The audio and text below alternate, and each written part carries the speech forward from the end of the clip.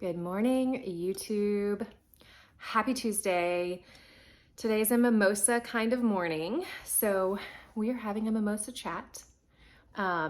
This video I'm so freaking excited about. The idea came to me because of the video I planned for Patreon this week, and so I had to just dive in and do this. So this video, as you've already seen by the title, is 3 journals you might be keeping and not even realizing. Okay, I'm gonna save the best for last. The best for last. They're all amazing. Okay, let me take a sip real quick.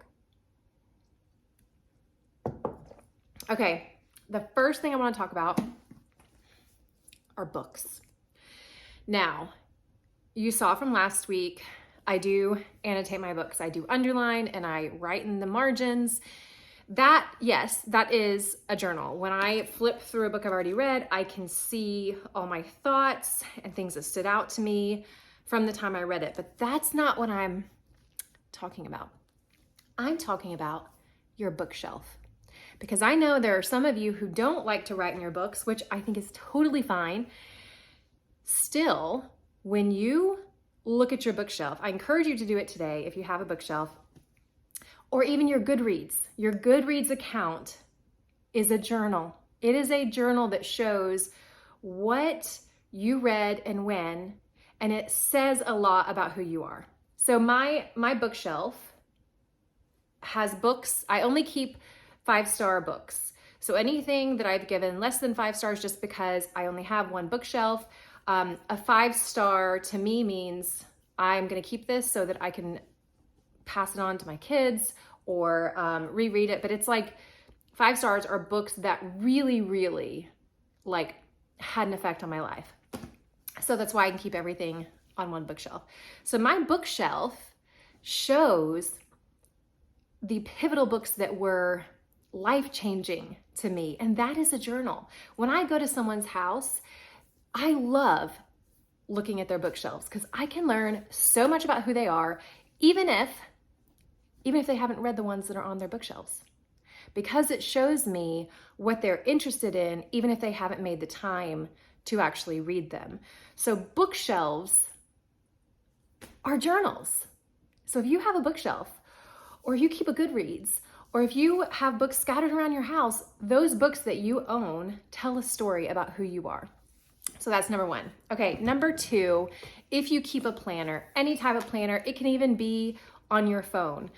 If you go back, because my family, we all sync up, even my son-in-law, my daughter, we all sync up our phones. Like we're all on the, I don't even know what it's called, but we share a calendar. So I can go through and I can see all of Kayla's doctor's appointments that she had, and you can go back years and years. So if I want to search up, when was Italy again? I can do a search Italy and see that month and everything that went on. That is a journal. That says something about your life, about your interest, about where you went. I also keep a paper planner. This one is actually from 2018, which is really cool because I can open it up, and I was really into like these girls. That was the year that I did A Course in Miracles, and I wrote down the quotes from it. I can flip through and look at the things I was interested in, the blog posts I was reading. This is a tattoo card. So I obviously, yep, I got a tattoo. This is a journal. This is a journal. And like, this was Bumperman Convention. This was when I ordered Cantha Bay stockings, probably. No, something from Cantha Bay. It tells a story. It tells a story. So if you keep a planner, even if it's on your phone, you are a journaler. That tells a story. Okay, lastly, I'm so excited about this one because I don't know how many people actually consider it a journal. And we're gonna go deeper on Patreon. So the third way you might be keeping a journal, some of us, not all of us, is your tattoos. My tattoos, every one of them that I have gotten tell a story. I consider it my life scrapbook. Pivotal, again, like the books, each one that I have gotten stood for something. I marked my life in a tattoo.